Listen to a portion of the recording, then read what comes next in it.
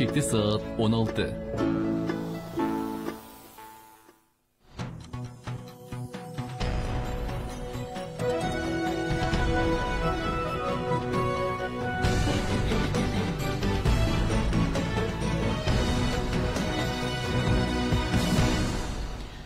Саламатсыздарбы, эфирде Шак жүрүш, студияда Талайгүл Чабдарова, уктуруунун режиссеру Максат Мамыралиев. Конституциянын долбоору коомдук талкууга чыкты. Конституциянын жаңы долбоору коомдук талкууга коюлары менен ар кандай пикирлер айтыла баштады. Жаңы долбоордо президенттин укуктары кеңейтилип, мамлекеттик башкарууга элдик курултай институту киргизилген. Ошондой эле парламенттин депутаттарынын саны 90го кыскартылып, президент мамлекеттин башчысы болуп саналат жана аткаруу бийлигин жетектейт деп көргөзүлгөн. Президент мамлекеттин ички тышкы саясатынын негизги багыттарын аныктайт жана 5 жылга шайланат, бирок 2 мөөнөттөн ашык эмес. Ал ошондой эле өкмөттүн курамын жана түзүмүн өзү аныктайт. Долбоордогу өзгөртүүлөр боюнча бир топ сын пикирлер да айтылып жатат. Ал эми президенттин басма сөз кызматы Конституциянын бул варианты азырынча долбоор экенин, коомдук жана эксперттик пикирлерди эске алуу менен оңдолуп, кайрадан иштелип чыгаарын билдирди. Биз кененирээк сөз кылабыз. Уктурууга юридика илимдеринин доктору профессор Бекбосон Бөрөбашев, Кыргыз Республикасынын Жогорку Кеңешинин мурдагы депутаты Тойгонбек Калматов, юридика илимдеринин кандидаты, Конституциялык соттун мурдагы судьясы Клара Соронкулова, Кыргыз Республикасынын Жогорку Кеңешинин төрагасынын орун басары Бакиров Мирлан Исакбекович катышат. Саламатсыздарбы? Саламатсыздар. Алгачкы сөздү Мирлан Исакбекович сизге берсек, мына ушул Конституциянын долбоорун демилгечилердин катарындасыз. 80ге жакын Жогорку Кеңештин депутаты демилгелеген деп жатабыз. Сиздер кайсыл аргументтер негизинде ушул долбоорду даярдап чыктыңыздар? Рахмат, саламатсыздар урматтуу радио угармандар жана көрөрмандар. Өзүңүз азыр бирлеп кеткендей бүгүнкү баш мыйзамдын долбоору коомдук талкууда. Бүгүнкү отурумда ушул коомдук талкуунун бири катары эсептелинет. Негизги маселе өзүңүздарга маалым болгондой, өткөн окуялардан кийин баш мыйзамды өзгөртүү боюнча пикирлер айтылып жатты. Башкаруу системасын аныкталышыбыз керек. Партиялык түзүм кандай болуп атат, анын оң жана терс жактары боюнча пикирлердин баарын эске алуу менен бул конституциянын долбоору чыкты. Албетте бул жерде бир топ юристтер, эксперттер, ошонун катарында депутаттар да иштеген. Ар бир өзүнүн ыйгарым укугуна жана тажрыйбасына жараша. Өзгөчөлүгү эмнеде? Эң негизги белгилеп кете турган нерсе, мына 10 жыл биз президенттик жана парламенттик башкаруу системасында жашадык. Жоопкерчилик маселеси. 10 жыл аралыгында канча деген өкмөт алмашты, коалициялар урады, бир дагы коалиция же өкмөт ошол фракциянын өкүлү жоопкерчиликти сезип, жалпы элден кечирим сурап, мына ушундай маселе болгон жок. Азыр бул жерде көп өзгөрүүлөр сунушталып жатат, салыштырмалуу. Албетте президенттин ыйгарым укуктары кеңейтилгени менен ошол эле мезгилде жоопкерчилиги дагы каралып жатат. Ал жерде чарбадан тартып экономика, ички тышкы саясат, чек ара бардык нерсе камтылган. Парламенттин ыйгарым укуктары туура ал жерден өкмөттү сунуштоо боюнча кыскарып жатат. Калган стандарттуу мыйзам чыгаруу, көзөмөлдөө,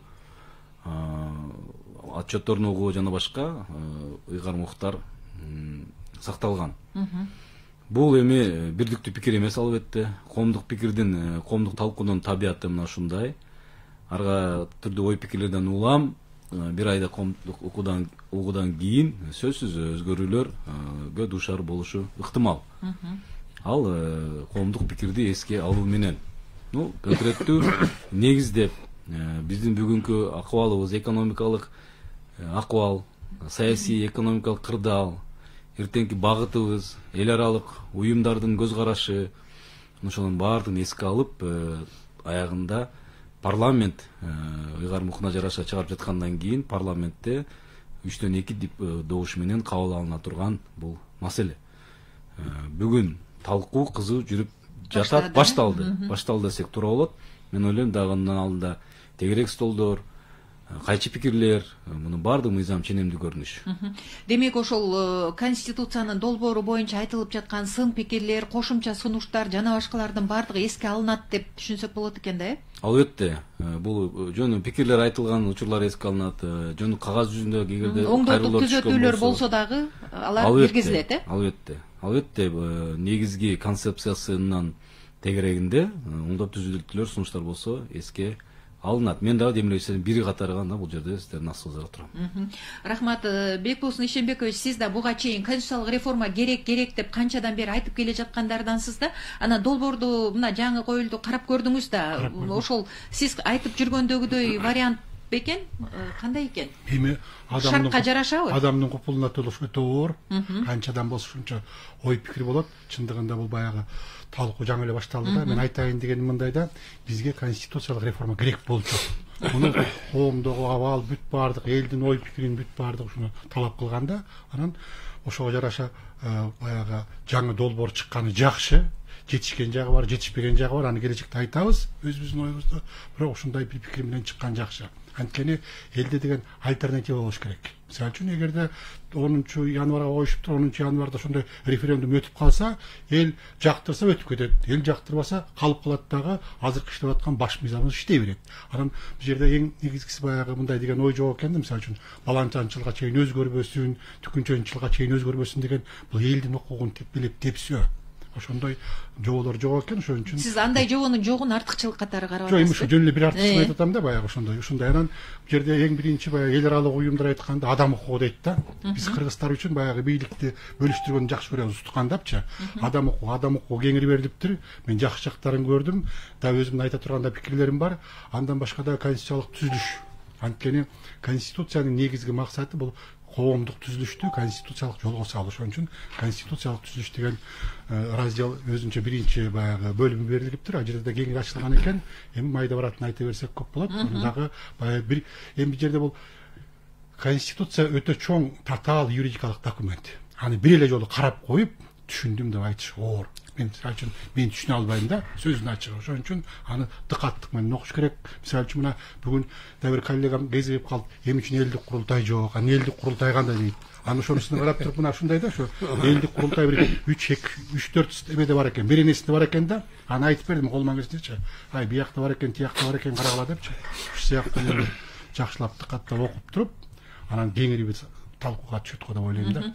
Ошол жанагы мамлекетти башкаруу системасы боюнча дагы пикирлер айтыла баштабадыбы? Мисалы, президенттин колуна бардык бийлик топтолуп калган жана башка деп, бул боюнча пикириңиз кандай?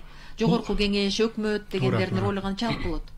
Эми Кыргызстандагы саясатчылардын эң эле негизги маселеси бул бийликти бөлүштүрүүдө башкаруунун формасын. Мына 30 жылдан бери биз башкаруунун гана формасынын тегерегинде сүйлөшөбүз. Мамлекеттин башка формалары да бар. Мына коллегаларым жакшы билет. Мисалы үчүн саясий режим деген бар, мамлекеттик түзүлүш деген бар. Аларды биз такыр карабайбыз. Башкаруунун гана формасын карайбыз. Анан мен да бүгүн бир-эки комментарий окудум. Келечекте баягы ушуга барып калсак, президенттин диктатурасы орнойт дейт да. Эми балким ошондой болуп калышы мүмкүн. Бирок азыр деле диктатура бар да. Азыр кимдин диктатурасы Кыргызстанда? Азыр саясий партиялардын диктатурасы орноду. Ачык эле айталы. Мына ушул сыяктуу кемчиликтер болуп атат. Ошолорду оңдош керек дагы. Ошону бир жакшы мыйзамдуу жолго салып, бирок мыйзамдын негизги принциби бул адилеттүүлүк. Ошон үчүн адилеттүүлүк принцибинин негизинде биз мыйзамдарды оңдоп чыгышыбыз керек. А бирок жалпысынан биз ушу конституциялык реформага барганыбыз өтө туура маселе деп ойлойм мен. Клара Сыргакбековна, сиздин пикириңиз кандай? Долбоорду карап чыктыңыз да? Долбоорду көз салып карап чыктым. Анан эми мен бул долбоордун мазмунун талкуулагым дагы келбейт да. Анткени баш мыйзам легитимдүү болуш үчүн сөзсүз түрдө баш мыйзамды кабыл алуу тартиби сөзсүз түрдө сакталыш керек. Мына бул жерде Мирлан мырза айтып атат, биз жаздык деп. Ошол кишилердин атын атап кетсеңер, бир топ суроолор бар эле да, бере турган. Кимге суроо беришибизди билбейбиз. Ким жазды? Бектур Зулпиев жазды дейт. Ал унчукпайт. Анан акырын көшөгөнүн артында жазып туруп, анан кийин мына кабыл алгыла деп референдум менен чыгарып койгон. Бул кылмыш. Бул өзүнүн кызмат орду менен кыянатчылык менен пайдалануу деп эсептөсө болот. Эми азыр жогорку кеңештин депутаттары ушул жолго түшүп алды. Көптөн бери эле ушул жол менен кетип атасыңар. Анан дагы бир айтып кете турган нерсе, бул коомдогу пикир болуп атат. Мына азыркы 6-чы чакырылыштын азыркы отурушу бул өзү легитимсиз. Шайлоону жылдырып коюп, анан мына ушулар ушул акыбалга, ушул туңгуюкка алып келген, Атамбаевка жатып берген, кийин Жээнбековго жатып берген депутаттар кетмек түгүл, мына азыр баш мыйзамды жазып референдумга чыгарып атат. Мына ушуга күйөсүң да, ушуга күйөсүң. 5 октябрда ушулар кетсин, ушундай адамдар экинчи келбесин бийликке деп чыкканбыз биз. А булар болсо бизге мына ушинтип биздин тагдырыбызды чече турган баш мыйзамды таңуулап атат. Ушул маселе кандай болбосун да, кабыл алынабы, кабыл алынбайбы, бул маселе тарыхта калат. Анан эми ушу менен токтоп калганын ордуна, ушуга чейин канча зыян алып келишти дагы, токтоп калганын ордуна булар дагы деле эми Садыр Жапаровго кул болуп берип атышат да. Азыр бийликтин дагы деле Конституциянын долбоору боюнча сиз пикириңиз кандай? Конституциянын долбоору деген, баш мыйзамдын долбоору деген туура конституциялык реформа болуш керек. Бирок аны легитимдүү жогорку кеңеш жасаш керек. Болгондо да 114-беренеде так көрсөтүлүп турат. 3-төн 2 депутаттар жол болсо 300 000 шайлоочу демилгелейт аны. Ал 6 айдан кем эмес убакытта талкууланыш керек, сөзсүз. Өткөндө Садыр Жапаров айтты, конституциялык кеңешме болот, баарыңарды ошол жака чакырабыз, чогуу иштеп чыгабыз деди. Кана эмне болду конституциялык кеңешме? Мырза жооп Мен жооп берип койсом болбойт окшойт. Биринчиден биз жаздык деп менин оозуман сөз чыккан жок. Юристтер анан депутаттар жаздык дедиңиз, айтып кетпейсизби аттар? Отуруңуз. Экинчиден легитимдүү, легитимсиз парламент иштеп жатканды боюнча баа бере турган өзүнүн органдары бар.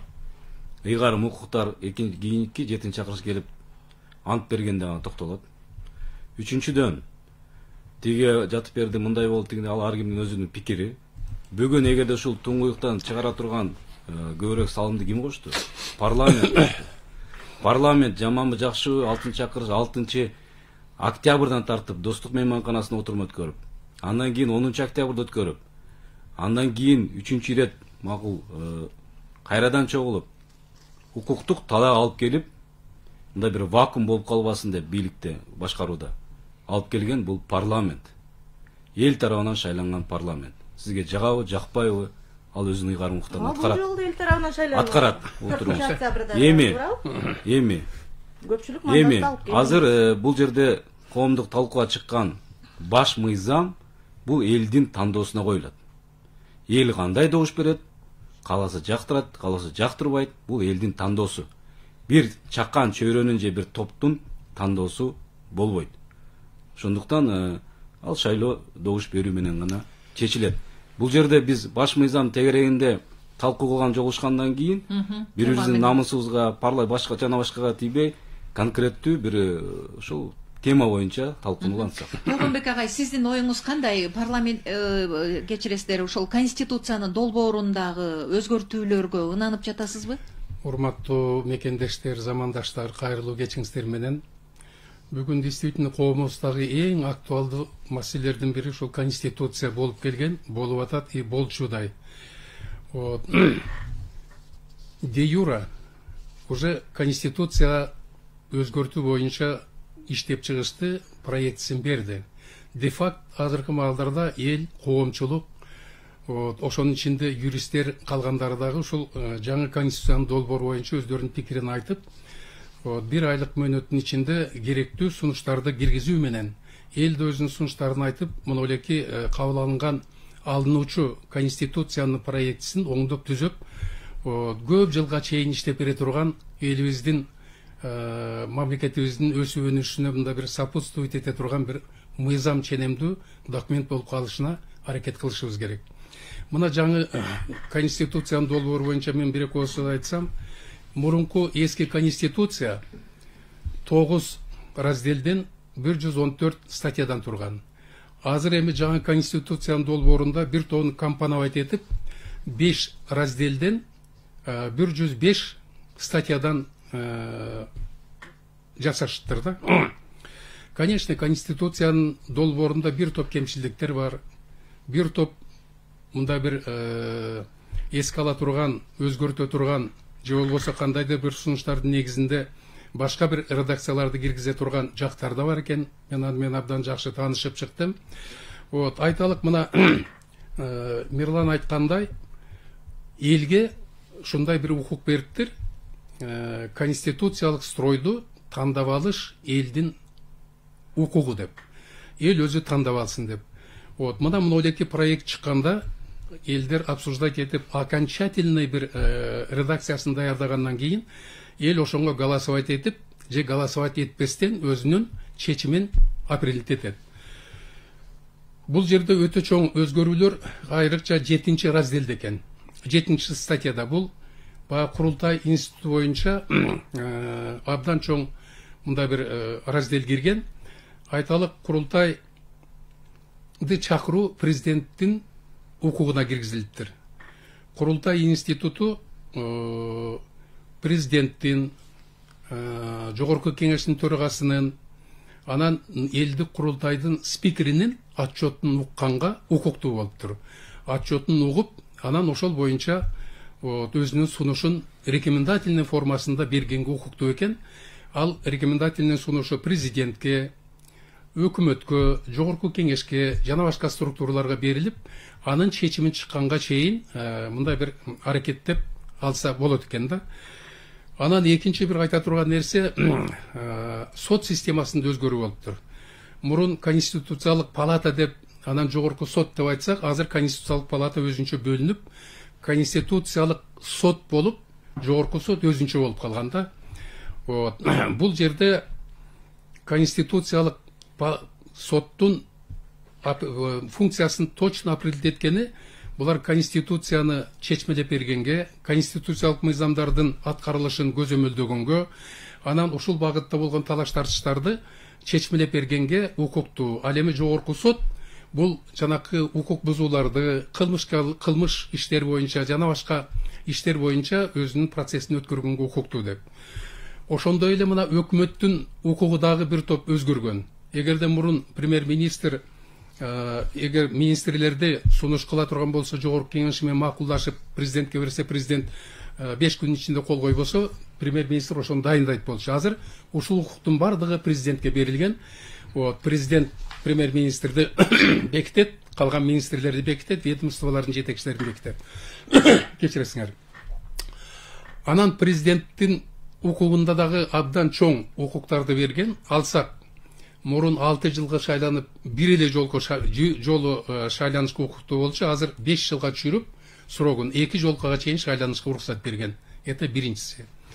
Экинчиси, президент законодательный инициативаны тоже президентке ыйгарган. Азыркы долбоор боюнча президент, премьер-министр, жогорку кеңештин депутаты, 10.000 шайлоочу, жогорку соттун төрагасы, конституциялык соттун төрагасы, бул 6 законодательный инициативага ээ болуптур. Мурунку эски конституция боюнча өкмөт, жогорку кеңештин депутаты, анан 10.000 шайлоочу болчу. Азыр уже 3 кошулган. Андан башка президент уже аткаруу бийлигинин башына келип отурду. То есть, мына Мирлан айткандай, өтө көп укук берилгени менен ошончолук талап, ошончолук жоопкерчилик кошо берилип атат. Муну биз туура деп түшүнүшүбүз керек. Себеби ушул убакка чейин же жогорку кеңеш, же өкмөт, же президент жоопкерчиликти алган эмес. Ошон үчүн мамлекетте бардак болуп, мындай бир планомерный иштерди аткарылган эмес да. Кайда күч келгенде президент премьер-министрди 31 жолудан ашык отставкага кетирип, ошону менен кутулуп, же элге отчет бербестен, же болбосо жогорку кеңешке мындай бир отчет бербестен, баягы 5 жылда билетти алдым, паровоздо окончательный станцияга чейин бара берем дегенде 5 жыл шайланган, аягына чейин бара берген да, жоопкерчилик болгон эмес. Анан дагы бир нерсени талай көп айтып кете турганым. Президент биз ойлогонбуз америкалык структура ишке кирет го деп. Мен ушул жерде Мирлан кичине түшүнбөй калганым, бул жерде айтылып атат, өкмөттүн премьер-министри калат деп. Значит, бул америкалык стандартка туура келбеген, өзүнчө баягы эле президенттик парламенттик башкаруу системасына келет окшойт. Конституцияга жазса жакшы болот эле да. Кайсыл структура, президенттик башкаруубу, парламенттик башкаруубу же президенттик парламенттик башкаруубу бул жерге обязательно жазылыш керек болчу. Анан дагы бир айта турган нерсе мына депутаттар боюнча. Мурун 120 болсо азыр 90га түшүрүлүптүр. Бирок эмнегедир мурунку конституцияда айтылган пропорциональный система менен 5 жылга 120 депутат шайланат деп. Бул жерде ал сөз жок, только айтылган 90 депутат шайланат 5 жылга деп. Пропорциональный мененби же болбосо мажоритарный система менен шайланабы, бул боюнча конкретно айтылган эмес. Бирок мен ойлоп атам, ал жерде жазылыптыр, конституциялык мыйзамдар аркылуу шайлоону өткөрүү, анын бүт тартиптери жана башкалардын баардыгы ошондо чектелет деп. Видимо, ошол жакка калтырса керек да, мына апрелде этип бергенге. Мен токтоло кетейин, туура Тоюңулматович, туура белгиледиңиз. Мурунку деп айтыш азыр эрте, бүгүнкү колдонуудагы конституцияда ошондой жазылган. Колдонуудагы конституцияда. Ал эми мажоритардуу пропорционалдык система боюнча мыйзам менен аныкталат. Ал дагы мындай бүгүн коомчулук партиядан тажадык, партиялык болбойт экен тизме деген бир тарап бар. Бир тарап бар, мажоритардык системага кайтып келишибиз керек деген. Ошол мезгилде эл аралык коомчулуктан эске ала турган учурлар бар. Ошондуктан конституциялык мыйзам менен аныкталат ал өзүнчө. Ал мындайча айтканда ачык бүгүнкү маселе. Клара Сыргакбековна, ушул долбоор боюнча бүгүнчү дегенде эле ошол биз деген бийликтин баарын бир колго топтоп атабыз, анан биз Түркмөнстан жолуна түшпөйбүзбү деген чочулоолор болбодубу? Сиз кандай ойлойсуз? Эми бул жерде жанагы Бакиевдин юристтери жазып атат деп атпайбы? 2007 жылкы конституциянын формулировкалары кириптир толугу менен президент макамына карап көрсөк, ошол конституциядан алып эле көчүрүп коюшуптур. Анан эми ал билебиз да, ал кезде баягы негиз түзүп бергенде эле бизде супер президентский болуп калат да. Негиз жок болгондо деле президенттик болуп атпайбы? Биз ал бийликти чектей албай атабыз. Азыр болсо биз супер президенттик кылып атабыз. Ал эми мыйзам менен негиз түзүп берип атканда бул сөзсүз түрдө диктатурага айланат. Бул жерде вакилдер айтып атпайбы? Жоопкерчилиги бар экен президенттин депчи, эч кандай жоопкерчилиги жок. Буга чейин айтып аткан, курултайдын алдында жооп берет экен, курултай кааласа аны кызматтан алып салат экен депчи. Бул деле туура эмес. Эч кандай жоопкерчилик жок. Президенттин импичмент жоопкерчиликке тартуу бир эле механизм бар, импичмент. Бирок ал дагы өтө татаалдаштырып кеткен да. Азыр бул жерге конституциялык сот катышат импичментке. Импичментке тартуу мүмкүн болбой калат. Эбегейсиз бийлик берип атабыз дагы эч кандай жоопкерчилик жок. Эгерде өкмөт келип парламенттин алдында отчет берип, парламенттин көзөмөлдөп турса, мына азыр эгерде бул ушул конституция кабыл алынып калса, жогорку кеңештин алдында жооп бербейт президент. Жооп бербейт. Ошон үчүн аябай көп бийлик берип атабыз. Мына сотторду 13 жыл алып койгонбуз. Соттордун жанагы төрагаларын дайындабасын деп, аны кайра кайтарып берип атат. Дайындасын. Бүт райондук сотко чейин. Райондук сотко чейин. Президент өзү дайындайт, президент өзү кызматтан алат. Жогорку сот менен конституциялык сотту жогорку кеңештин макулдугу менен деп атат. Анан дагы бир нерсе бар да, эми юристтер жазды деп атпайбы? Парламентке коалиция менен оппозицияны калтырып коюптур. Не кереги бар? Президенттик башкаруу формасында коалиция менен оппозициянын не кереги бар? Не кылат алар? Өкмөттү түзбөсө, алардын коалициялык келишими өкмөттүн программасына эч кандай таасирин тийгизбесе, ошон үчүн бул жерде кандайдыр бир баягы биз 16-жылы каршы чыгып үгүт иштерин жүргүзгөндө ошондо айтканбыз, мындай ар кандай фантиктер болот да, элди алдаганчы. Фантик баягы конфеттин сыртында кагаз да, суулуу фантигичи, ичин ачсаң чиреген конфет да, ошондой эле да. Буларга да айтты да, бүт эле калды, жогорку кеңештин ыйгарым укуктарын баары эле калды. Бар болгону эч кимди түзбөйсүңөр, көзөмөлдөбөйсүңөр. Эдиле көпчүлүк ошентип кол коюп берип койду. Мына бүгүн болсо бир эмес 2-3 депутат чыкты. Биз окуган да эмеспиз, биз билген да эмеспиз, эмнеге кол коюп атканыбызды биз көргөн да жокпуз дедик. Мына ушундай кылып кабыл алабызбы баш мыйзамды? Кантип ишенебиз? Кантип ушундай баш мыйзамдын ушундай кадыр баркы болот? Эгерде депутаттар окубай туруп эле кол коюп берип атса. Мына Мирлан мырза айтып атпайбы? Биз бир эмес 3 жолу чогулдук дейт.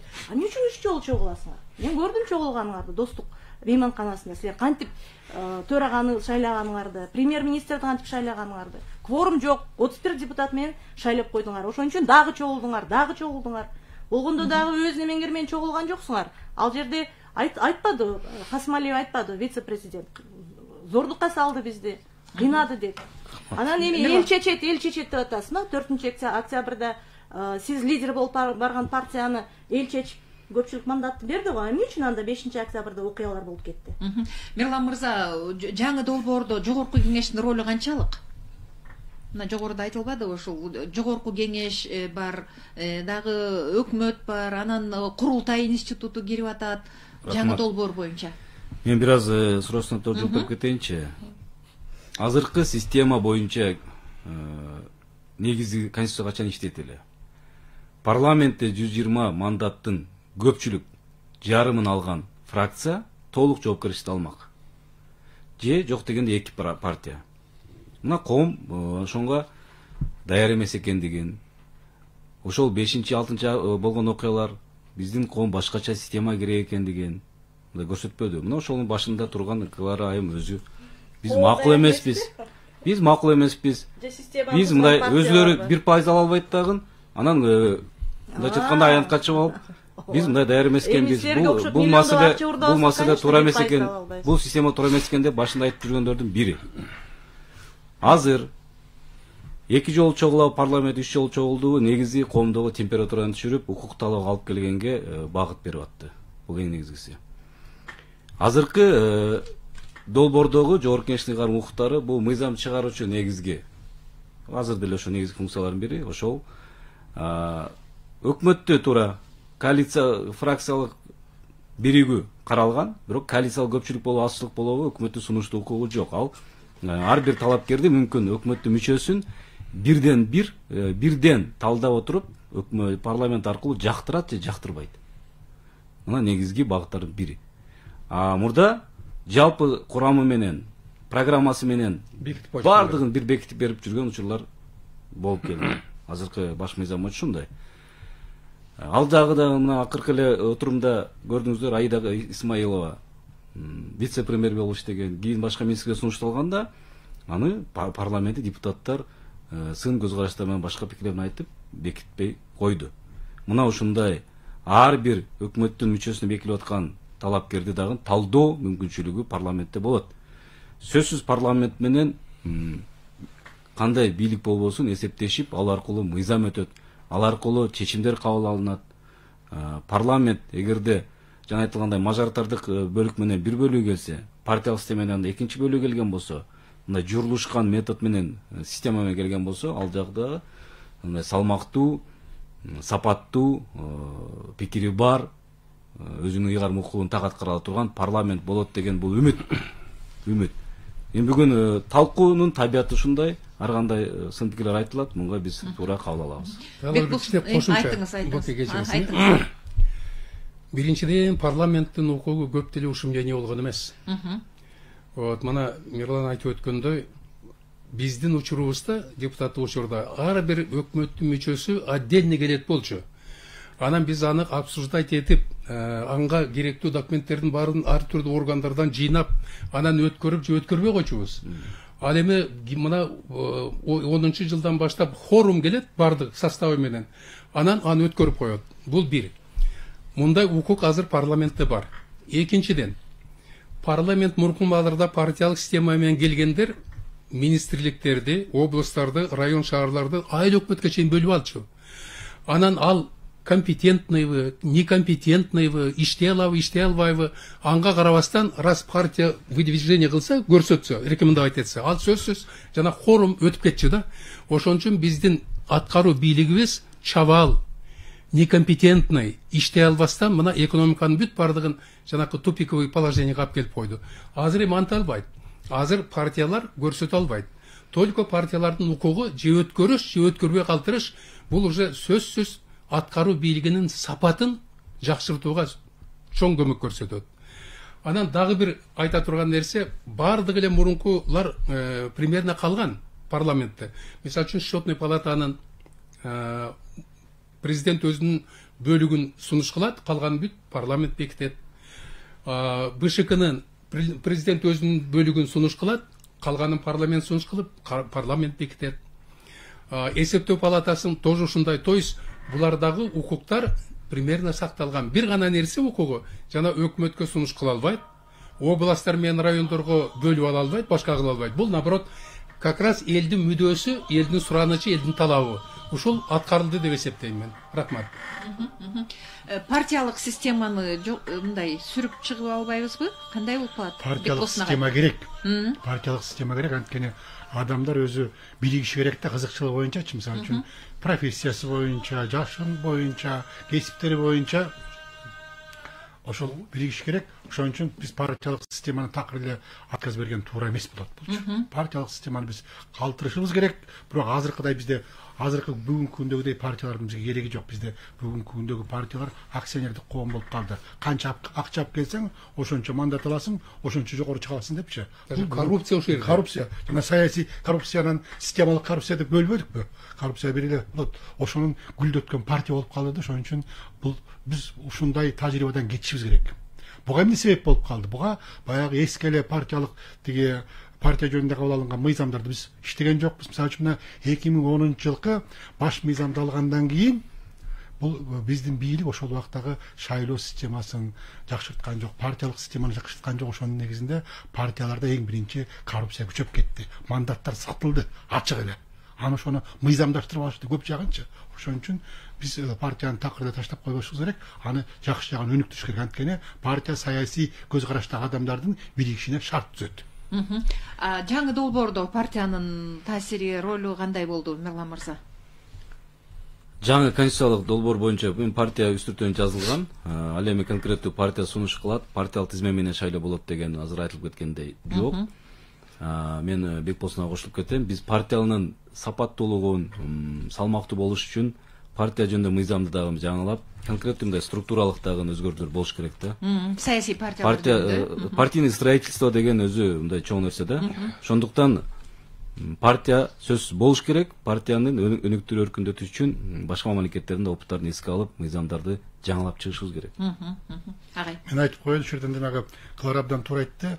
Фракциялардын коалициясынын бизге эч кандай кереги жок. Анткени коалиция өкмөттү түзгөндө колдонулат. Ошон үчүн азыр эми өкмөттү бул долбоор боюнча президент түзүп аткандай структурасын, составын, ошон үчүн ал жерден биз алып ташташыбыз керек. Канчанчы статья экенин билбейм, бирок жогорку кеңештин баягы ыйгарым укуктары берилген жерде турат. Ошондой тиги фракциялар алардын коалициясынан оппозиция депчи, булардын кереги жок. Мүмкүн мындай практика болгон, шаардык жаңы мындай система киргенде, шаардык кеңештерде жеке мандат менен келген депутаттарда фракцияларга биригишип, анан фракция мэрди сунуштап, ошол бекитүү механизмдери практикада болгон. Аны мыйзамдаштырыш керек анда. Бир кошумча. Өзүнүн маңызын түшүнүш керек да. Фракция деген коалицияга бири өкмөт түзөт. Ошондо фракцияга кирген партиялардын программасы өкмөттүн программасы болот. Анын өзүнүн табияты бар, укуктук, саясий табияты бар. Анан бизде бүт эле башаламанда, бүт эле укуктук баягы биз көнгөн маңызы бар нерселердин баары кыргызча бурмаланып калат да. Кыргызча бурмаланып калат баары. Баш мыйзамды да биз ошентип бурмалап атабыз. Азырчы кеңири талкууга чыгарып, легитимдүү жакшынакай бир жогорку кеңешти шайлап алып туруп, таза шайлоо менен, адилеттүү шайлоо менен шайлап алып туруп, андан кийин шашпай конституция жазгандын ордуна мына азыр дагы бүт эле мына шашылыш болуп атат. Соц тармактардагы немелерди көрүп атасыңар, пикирлерди. Конституция деп уже жаман атта калдыңар. Буга чейин чимкириктер деп тарыхта калып калды. Эми болсо тарыхта бул мыйзамдагы конституция деп калып калышы мүмкүн. Буга чейин элди алдады. Курултай келет, курултай чечет деди. Бул долбоордо жазылып турат. Элдин атынан, эл тарабынан шайланган президент гана жогорку кеңеш гана чыга алат дейт. А эмне болду курултайында? Курултай эмне болду? Сиз билбедиңиз беле? Мен азыр ошону айтып берейин. Курултай дейт. Биринчиден, мына 8-чи статья 1-чи бөлүктө как раз партиялар боюнча абдан расширенный жазылып турду. Ал бар болчу мурда деле. Азыр деле ошондой расширенный. Азыр как раз ал жерде мында сага түшүндүрөйүн, Клара, угуп турсаң. Биринчи 8-чи статьяда жазылып атат: о создании политической партии, профессиональные союзы, объединение гражданских коомдор деп. Буларга өзүнчө укук статус берип атат. Мурун жөнүндө партия деп койгон. Кеңири жазылган партиялар жөнүндө азыркыда. 4-чү угуп турсаң, действует эткен конституциянын 4-чү, 5-чи беренесинде партиялар боюнча жазылган. Партиялар боюнча жазылган, бирок калган уюмдар боюнча ал жерде сөз жок. Мына религия боюнча дагы 10-чу статьяда жазылган. Иши кылып Бөкенин айткан сөзүнө бир кошумча, Эмне үчүн партиялык системаны калтырышыбыз керек? Дүйнөдө 209 мамлекет бар экен. Ошонун 40-ында гана парламенттик башкаруу бар экен да. Калган 100дөн ашыгында ал президенттик башкаруу, анан королдук, королевалык, императорлордун башкаруусу менен болгондор экен.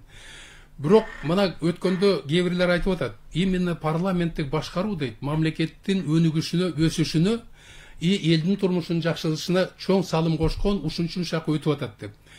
Бул менимче мындай бир тайыз карагандыкта, терең карабастан. Именно мамлекеттин өсүшү үчүн, элдин турмушунун жакшырышы үчүн, экономиканы көтөрүш үчүн жеке керт башы менен жооп бере турган обязательно жетекчи болуш керек экен да. Анан коомду даярдап, коомдон мурун саясий партиянын мүчөлөрүн даярдап, аларды, значит, мында бир система стандартка алып келип, анан кийин парламенттик башкарууга өткөн мамлекеттер, мына Европадагы мамлекеттер. Мына бүгүн дагы Англияда, Бельгияда, Голландияда, Испанияда, тиги Португалияда королдор бар, ал жерде президенттер жок. Вот ошон үчүн партияны биз азыр мына одна мажоритарный мандатный система менен да келсе, парламенттиги партиянын спискасы менен да келсе, пропорциональный метод менен акырын бир 5-10 жылга чейинби даярдап коомубузду, айрыкча партия, саясий партияларды бир стандартка алып келип, аларды даярдап, анан кийин керек болсо мүмкүн эл өзү тандап парламенттик башкарууга өтүп калышы мүмкүн, же президенттик башкарууга алышы мүмкүн. Ошон үчүн сөзсүз бул калыш керек. Сиз пикириңизди айтып коюңуз. Мен тиги суроо берип коеюнчу. 20 жыл президенттик башкарууда жашадык. Эмне үчүн өнүккөн жокпу? Сиз азыр президенттикке чакырып атасыз. 2010-жылдагы окуялар эмнелерден болуп кетти? Ошол 2007-жылкы конституцияны азыр алып келип атышат. Ошол конституция менен жашадыкпы? Эмне менен бүттү? 90 бала. Эң туура айттың. 30 жылдан бери президенттик деп атабыз. Биринчиден президенттин укугу болгону менен президенттин жоопкерчилиги жок болчу. Жок, жоопкерчилиги. Сен азыр сурабадыңбы? Президенттин жоопкерчилиги барбы жокпу? Сен айтып атасың курултай деп. Именно курултай жок, барбы ошол долбоорду көрсөтсөңүз? Долбоор, мына мен көрсөтүп атам сага. Рекомендательность, курултайдын чыгарган чечимдери баары носит рекомендательный характер. Бул жерде айтылып атат. Коңузчу, анан кийин президентти 5 жылга шайлаган эл шайлады да. Курултай ким? Каяктан келет курултай? Курултайды президент чакырат деп атат. Эл шайлаган президентти кантип 100 киши курултай келип анын кызматтан алып коет? Баланс болуш керек. Нерсени айтып атасың. Конституция кандай болбосун, баланс болуш керек. Бул окончательный вариант эмес. Анан экинчиден мына Клара суроо берип атат. Курултай да мындай укук калган эмес, жок тигинде мындай деп. Наоборот, курултайда президент, жогорку кеңештин спикери, элдик курултайдын төрагасы, анан керектүү структуралардын жетекчилери отчет берет деп турат. А мен как партократ катарында айтарым, кайсы жерге, кайсы органга ким отчет берсе, ал сөзсүз оценка алат. Канаттандырарлык же канаттандырарлык эмес деп.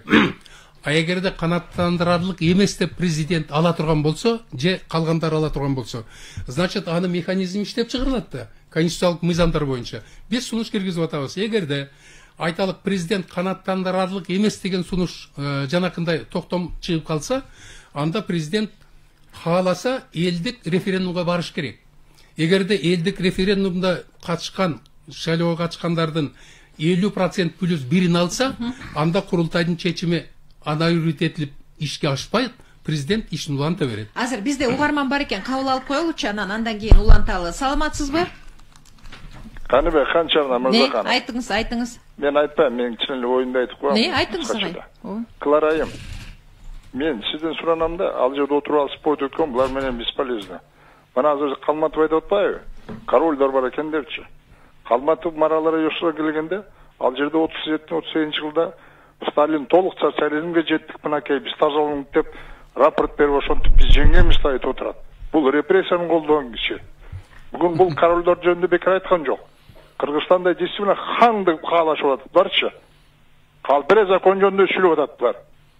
Буларды мен Атамбаев камаганда туура эмес камады десем, туура эле камаган экен, булар көтөрүүчү союзда ошондо эле жүргөн экен. Азыр алар максаттан жетишти бүгүн. Азыр жооп берсин, жооп берип коюңуз. Бул кишинин айтканында жөн бар. Действительно 37-38 жылдагы репрессия деп, Сталиндик репрессия деп атат. Ал Сталиндик репрессия эмес, чынында Ежовщина деген болгон. Сталиндик репрессия бул Хрущевдун маалында гана Хрущевдун жана Хрущевщиналардын койгон аты, койгон наамы Сталиндик репрессияда биринчиден. Экинчиден бул жолдош түшүнбөсө керек. Репрессия деп эмнени айтабыз деп. Репрессия деп сотсуз, сураксыз адамдарды кыруу бул репрессия. Ал эми улутуна карата же бир өзгөчөлүгүнө карата сотсуз, сураксыз кыруу бул геноцид. Ал маалдарда мына бул киши чамасы азыркы Россиядагы башка өлкөлөрдөгү тарыхчылардын эмгектерин, алардын китептерин окуй атса керек. Эгер окуса мындай суроо бербейт болчу да. Действительно мен айтам. 38-жылы Сталин айткан, биздин Советтер Союзунда социализм орноду деп. Себеби ички күчтөр ал социализмдин орношуна тоскоолдук кыла албай калган. Ал эми 53-жылы Сталин айтты, социализм СССРди биротуло толугу менен орноду деп. Анда тышкы ички күчтөр өзгөртүүгө укук шарт болгон эмес. Бекбосын агай, мына көрдүңүзбү, долбоорду талкуулоо баштаганда эле ушундай чоң бир карама каршы пикирлер менен башталып атпайбы? Ушундан баштайын деп атам да. Биринчиден долбоордун пайда болгону жакшы. Анткени элде ушундай ой бар болчу. Жакшы долбоорбу, жаман долбоорбу, биз аны талкуулашыбыз керек. Жетишпеген жагы барбы? Толуктайлы. Кемчилиги барбы? Толуктайлы. Анан ушу долбоор баягы мына бүгүн биринчи күн болуп атат, талкуулап атабыз. Анан ушу долбоор талкуулаганда адамдын жеке инсандын касиетине тийишпесек. Анткени мына ушу долбоорду жактыргандар бар, жактырбагандар бар, эскини каалагандар бар, каалабагандар бар. Анан ошо адамдарга тийишпей ушу мамлекеттик документти, конституциянын долбоорун талкууласак. Анан тигиндей, бул мындай, анткени айта берсек баарыбызда кемчилик бар. Ошон үчүн биз жанагы негизги маселе болгон долбоордон кетип калбаш үчүн биз өзүбүздүн жеке амбициябызды экинчи орунга коюп, билимибизди коелу столго. Билимибизди коюп, мисалы үчүн могу берене момундай болуп калыптыр, моягы карама каршы экен деп, ушундай бир кесиптик жактан биз талкууласак жакшы болот эле да. Бирок Кыргызстандын элинин баягы бир өзгөчөлүгү бар, анткени биз көп кыйынчылык көрүп калдык го. Биз дароо эле ачуубузду чыгарабыз да, бул акмак, тиги келесо, тигиндей, тиги мындай депчи. Ушуну мен келесо акмактар ушул сөздү айтат. Ошон үчүн мен ушу суранып кетет элем да. Баарыбыз тең ушу мыйзамдын тегерегинде талкуу жүргүзсөк, ошол боюнча карама каршы келсе да өз ой пикирибизди айткалы, жеке инсандын касиетине тийишпейли. Менин каалоом ушундай. Анткени астыбызда көп маселелер турат. Ошол эле долбоордо мисалы жакшы жагы да, жаман жагы да, туура келгени, келбегени да бар. Ошонун баары талкууланып, анан ошол акыркы вариантында баары кабыл алынышы керек да негизи. Кабыл алынышы керек. Мисалы үчүн ушу долбоордо да мага жаккан жерлери бар. Көп жерлери бар мага жаккан. Эмне үчүн мен өз оюмду айтпашым керек? Эмне үчүн мына карабайсыңарбы? Жанагы 2010-жылкы долбоордун авторлору деп коелу эмичи, убактылуу өкмөт мүчөлөрү. Ошолор деген баягы узурпация деген эмне? Узурпация эки мааниде айтылат. Биринчи узурпациянын биринчи мааниси күч менен бийликти басып алуу. Экинчи мааниси бирөөнүн укугун чектеп коюу, ыйгарым укугун өзүнө ээлеп алуу деген сөз да. Мына ошол узурпациянын экинчи формасы көрүнүп турат да. Анткени 20-жылдын сентябрына чейин өзгөрбөсүн деп ушинтип айтышты. Бул деген элдин укугун чектеп коюу. Мындай жолго биз барбашыбыз керек. Жана сөзүмдүн башында айтпадым, ушундай чектөө деген жок экен. Мага жаккан ушул болду. Бүгүн жарабай, мына бүгүн кабыл алдык, балким бир 2 жылдан кийин, 3 жылдан кийин жарабай калса, кайра кабыл алабыз, кайра талкуулайбыз. Анан менин эле оюм анан 10 жылга чейин өзгөрбөсүн, анан андан кийин өзгөрбөсүн деп бир топ бир уч адам баягы коомго өзүнүн ой пикирин таңуулабаш керек. Ой пикирин айтышсын, бирок аргументированно айтышсын. Адамдын баягы жеке касиетине шектелтирбесин. Рахмат. Негизи Курултай институту да бир топ талаш тартыш жаратып атат. Мына жогоруда эле айтылбадыбы, жана ошол президент чакырган курултай кайра кантип президенттен отчет алат жана башка деген ушул боюнча абдан жакшы суроо. Мисалы үчүн бүгүн эртең менен эле менин коллегаларым сурап атат да, ошо жанагы сиз айтып кеттиңиз го, ошо 7-статьябы ошондой курултай бар экен. Курултайдын өзүнүн эң биринчи биз курултайдын статусун аныкташыбыз керек. Туура. Биздин коомдук түзүлүштө, биздин мамлекеттик түзүлүштө курултай кандай орунда турат? Бул мамлекеттик органбы же коомдук органбы депчи? Ошон үчүн мен окуп чыктым, карап чыктым, курултай бул коомдук орган катары берилиптир. Ошон үчүн жана курултайдын сунуштары тиги баягы сунуш катары берилип атат да, бирок ошол эле убакта курултайга чоң полномочия берген, чоң ыйгарым укук берген. Мисалы үчүн өлкөнүн өнүгүшү боюнча программасын сунуш кылсын деген, андан башка дагы тиги ички тышкы саясатты аныктоо боюнча президент өз оюн айтсын деген бул абдан чоң сунуштар. Эгерде түшүнгөн кишиге, түшүнбөй эле кара берген кишиге ал баары бир болот. Андан кийин жанагы мамлекеттик бийликтин башкы органдары, тиги президент, жогорку кеңештин спикери отчет берсин деген, андан башка дагы ошо кийинки органдардын ошо эки мамлекеттик башкы орган түзгөн мамлекеттик мекемелер бар да, ошолордун башчысынын кызматы орду каралсын деп да турат. Ошон үчүн курултайда чоң мүмкүнчүлүк бар. Эми бир жагы, экинчи жагы Клара айында кетип калды, ошо мисалы үчүн мамлекеттик бийлик деген бар. Биз бүт баардыгын мамлекеттен сурайбыз. Ошол эле убакта мамлекеттик бийликтин эгемендүүлүгү бар. Аны биз бузбашыбыз керек. Эгерде бузуп койсок, анда ал мамлекеттик бийлик жакшы иштей албай калат. Ошол эле убакта ошо бийликтин жоопкерчилиги деген бар. Ошонун бүт баардыгын биз так каттап беришибиз керек. Дагы менин оюмча бул курултай дагы мен карап байкап турам, азыр курултай боюнча көп суроолор болот, алымча кошумча болот, ошондой боюнча дагы толуктоо болуш керек деп ойлойм мен. Бирок ушуну багытта кете бергенибиз абдан туура. Азыр угармандардын пикирлери да бар экен, окуп коеюн. Баары бир эл конституцияны окубайт дейт да. Дагы парламентаризм болбогон система экенин көрсөттү. Силер мактаган АКШда да толук парламенттик система эмес. Партиялык тизмени шайлоодон толук алып салуу керек. Таштемир Жалиев пикирин билдирип атат. Ошондой эле партиялык система менен келген депутаттар партиянын лидери дайындаган эле депутат, эл шайлаган эмес деген пикир айтылып атат. Курултай системасын элдик контроль катары киргизиш керек деген пикир айтылып атат. Демек, бул ар түрдүү пикирден анан тактык жаралат десек болот экен. Сөзсүз.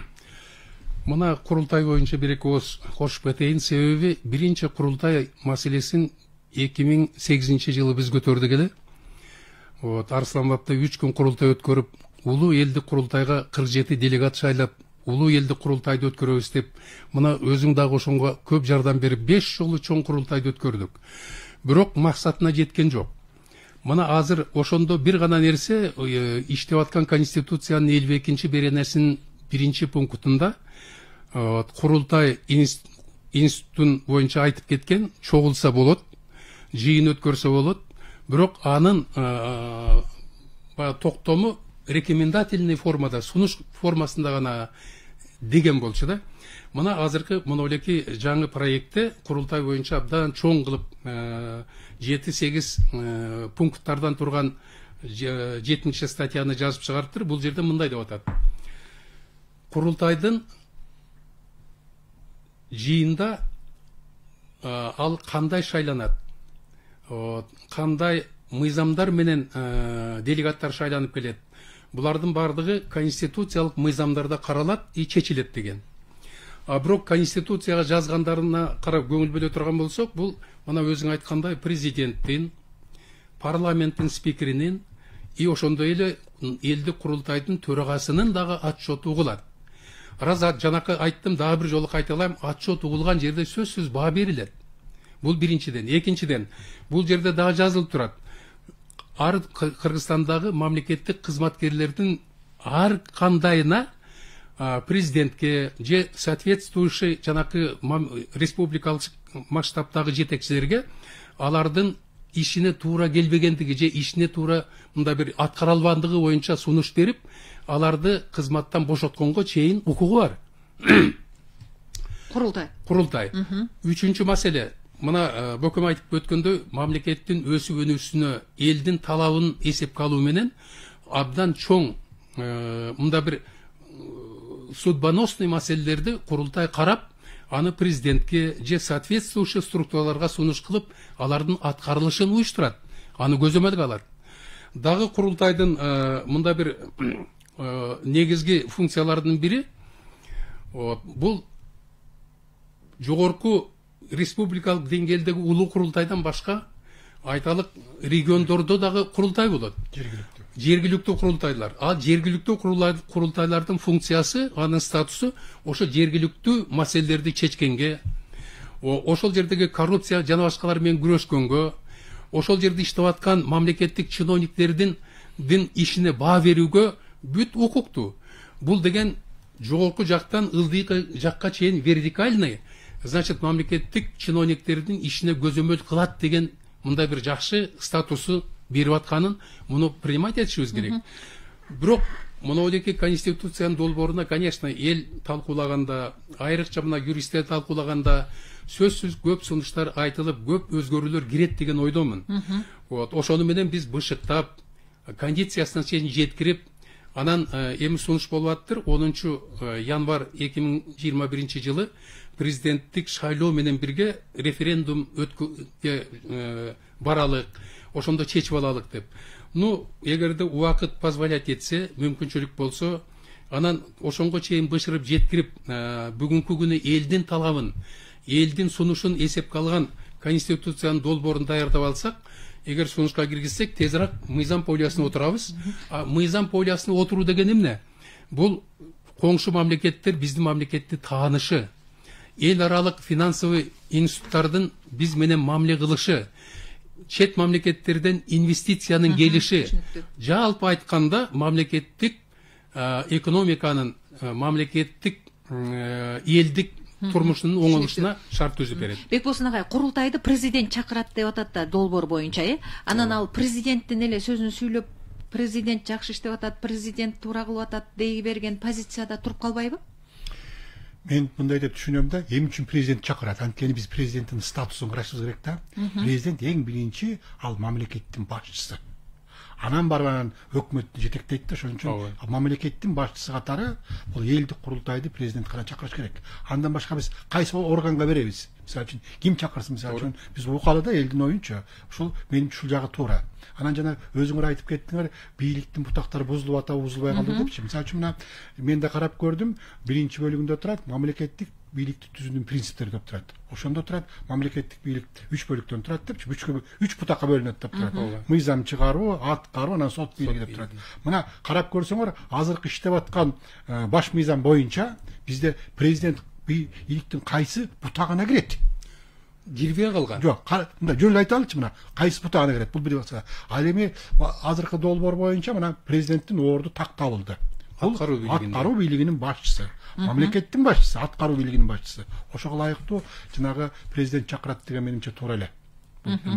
Анан бияктан дагы коллегаларым сурап кетишти, шайлоо кандай болот депчи. Шайлоо жалпы саны берилген 90 депутаттан турат деп жогорку кеңеш.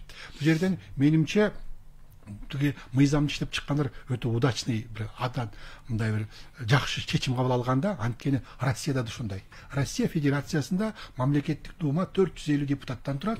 Мына ошонун жарымы пропорционалдык система, жарымы мажоритардык система. А бирок ал системанын кандай экени баш мыйзамда жок.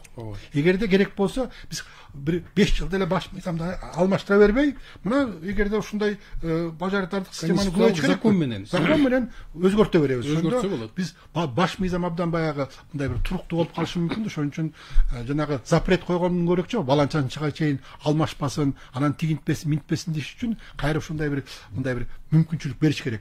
Эгерде жакпай калса, болуп туура эмес болуп калса, аны парламенттин гана чегинде, ошонун гана чегинде жазып алганга. Анан да бир сиз маселе көтөрүп кеттиңиз, дароо эле президенттик башкаруу деп, шайлап башкаруу деп айтпайлыбы депчи. Мындай опыт мына биздин кошунабызда бар. Мына Казак Республикасы, Республика Казакстанда булардын баш мыйзамынын экинчи беренесинде турат. Казакстанда президенттик башкаруу деген ушундай жоболор турат да, ошон үчүн эми аны келечек көрсөтөт. Ушундай сунуштар түшүп калса, балким ошо эл колдоп кетиши мүмкүн. Анан дагы бир кошумча да Таалайгүл. Мына бизде ойбасын айткандай жанакы 3 бутакка бөлүнгөн, бирок ошол 3 бутакка кирбей калган дагы бийликтер бар. Айталык Генеральная прокуратура, соцфонд, банк, Национальный банк, ошондой эле жанакы эсептөө палатасы жана башкалар. Мына ошол боюнча 5-главада азыр четко конкретный жазыптыр. Органы государственной власти со специальным статусом деп. Аларга өзүнчө жанакы специальный статус берип, бая өзүн компоновать этиптир 5-разделге. Эми булардагы мына президент эгерде мамлекеттин башчысы, өкмөттүн башчысы болуп калгандан кийин, аткаруу бийлигинин башчысы болгондон кийин, бул статус алгандар дагы ошонго баш ийип калды. То есть аткаруу бийлигинин составына кирип калды. Мына эми азыр биздин Кыргызстанда мынакей конституциянын жаңы долбоору боюнча четкий 3 бутакка бөлүндү. аткаруу бийлиги, сот бийлиги и мыйзам чыгаруу бийлиги деп. Мына уктуруубузда соңуна чыгып калды. Бизге келген пикирлерди дагы окуп коелу. Анткени абдан көп биздин Facebook пайдалануучулар үн кошуп атышат. Сүйүн Жумашева: Европа өлкөлөрү бизде эмес, бай, тартиптүү, мыйзамды сыйлаган элдер. Партиялык системаларга жарашат, бизге жарашпайт. Бизде улуттук менталитет деген бар дейт. Ошондой эле дагы диний башаламан секталарды каттоону токтотуп, бир гана стандарт салттуу динди калтырыш керек дейт. Конституцияда эске алыш керек деген пикирин айтып атат. Жаңы сунушталган конституция шашылыш, жашыруун болуп жатышы элди алдоо болуп калат. Мамлекеттин өнүгүшүнө болгон кызыкчылык жок, бийликти алууга гана болгон максат болуп жаткандай дейт. Кандай пикирдесиз? Эми жашыруун деле эмес го дейм да. Мисалы үчүн долбоор чыкты да. Долбоор чыккандан кийин кандай өзүбүздүн ой пикирибизди кеңири айтсак болот менимчечи бул жагынан.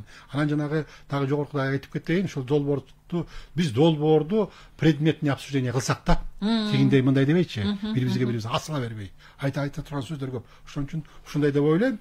Конкреттүү кайсыл багытта эмнеси менен жарайт, жарабайт деген эң биринчи мындай кылалы. Ар бир долбоордун өзүнүн концепциясы болот. Мыйзам долбоордун, ошо концепция туурабы, туура эмеспи деп мына мен подсказка кылайын колуман келишинче. Ошо концепциясы туурабы, туура эмеспи деп биринчи айтсын. Андан кийин баш мыйзамдын структурасын абам айтып кетти. Структурасын карап туруп, структурасы туурабы, туура эмеспи? Туура эмес болсо кандай кылып оңдош керек? Ошону айтсын. Андан кийин анан биз ар бир берене көтөрөлү. Берене көткөндөн мурун биз преамбула деп коет. Баш мыйзам өзү 3 бөлүктөн турат. Преамбула. Ал жерде максаты жазылат да, эмне себептен ушул баш мыйзам алынып атат депчи. Мен да преамбуланы абдан тыкс окуп чыктым. Ал жерде бүт бардыгы ата бабадан айкөл манасыбыз, ата бабабыз, жер суубуз бүт бардыгы карап туруп, элдин эркин ишке ашырыш керек дейт да. Анткени воля, баягы элдин эрки бул мыйзамдын негизин түзөт.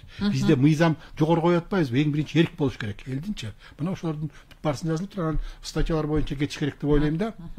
Эми религия боюнча айтып кетейин. Мына өзүң сурап атасың. Мен кече бир жакшы мен сыйлаган илдеримдин бирөө ушу религия боюнча жазыптыр. Ушу деген керек болсо конституцияга тиги президент конституциядан Куранга кол коюп ант берсин дегенге чейин барыптыр. Эми мындай ойлорду эми Кыргызстандын эли менимче көп деле колдобойт го деп ойлойм да. Анткени Кыргызстанда ар кандай конфессиялар бар, ар кандай диний агымдар бар. Ошон үчүн ушундай маселелер көтөрүлө берет. Бирок ошону биз туура түшүндүрүп, эгерде мына жогорку кеңештин депутаты да келип кетти, ошону коомчулукка туура түшүндүрүп багыт беришибиз керек. Бизге дагы бир угарман Чынара Бейшебаева: долбоорду шашылбай, мурдагы ажалордун катасын кайталабай дыкат карап чыгуу керек. Күч органдарынын статусун күчөтүү керек, себеби реформага шылтап күч органдары абдан алсыздандырылып калган дейт. Ушул боюнча кыскача жанакы мурунку суроолор боюнча дагы мына биринчи разделдин проекттеги биринчи разделдин 10 статьясында религия боюнча абдан подробный жазган. Религия, культтар мамлекеттен бөлүнгөн. Булар мамлекеттин ишине киргизишкенге укугу жок. Жана башкалардын бардыгы бу жерде четко жазылган. Экинчиден мына азыркы суроо боюнча, конечно, укук коргоо органдарынын өзүнүн закондору боюнча бул жерде абдан мындай бир жеткиликтүү жазылган конституциядагы положенный долбоордо. Андан тышкары ар биринин өзүнүн закондору, конституциялык мыйзамдары бар. Ошолорду четкий мындай бир расшифровка болуп жазылат. Тагы айтып коеюнчу, мисалы үчүн мына бул жерде айтпайбы, мисалы үчүн парламенттин таасири түшүп калды депчи. Парламенттин таасири эч кандай түшкөн жок. Парламент жанагы жашоонун эрежесин мыйзам түрүндө берет. Эгерде парламент кандай мыйзам кабыл алса, президент аткарат. Сот ошону көзөмөлдөп турат. Укук коргоо органдары ошон үчүн парламентти баягы тиги жетим бала сыяктуу байкуш минтип калды, тигинтип калды дебей, кайра парламентти биз көтөрүшүбүз керек. Парламент өзүнө ылайыктуу коомдун талабына жооп берген мыйзамдарды кабыл алып, аны ошону көзөмөлдөп турат. Парламенттин ролу абдан өскөн жердечи. Мурун эле ушундай болчу. Рахмат. Бизге бир билдирүү келиптир. Заир Арстанбекович: кандай мыйзам кабыл алынса да, ал толук аткарылбаса, андан кандай пайда дейт. Демек, биз азыр жаңы боло турган мыйзам туптуура, бул ойго мен толук кошулам. Туура сөз, бул абдан айткан. Ошон үчүн биз бийликтин жоопкерчилигин карашыбыз керек. Мисалы үчүн Кыргызстанда акыркы 30 жылдан бери бийликтин жоопкерчилиги жок. Рахмат. Урматтуу радио кармандар, убактыбыз бүтүп калды. Конституциянын долбоору боюнча талкууладык. Эми келечегинде биз ошол конституциялык долбоордун, конституциянын жаңы долбоорунун кандай экендиги жогоруда агайлар айткандай ар бирин дагы мындан ары талкуулайбыз. Биздин студияда юридика илимдеринин доктору профессор Бекбосун Бөрүбашев, жогорку кеңештин мурдагы депутаты Тойгонбек Калматов жана жогорку кеңештин төрагасынын орун басары Мирлан Бакиров, Конституциялык соттун мурдагы судьясы Клара Сооронкулова катышты. Саламатта болуңуздар. Программаны алып барган Талайгүл Чабдарова кайрадан эфирден жолугушканга чейин. Саламатта болуңуздар. Бир нерсе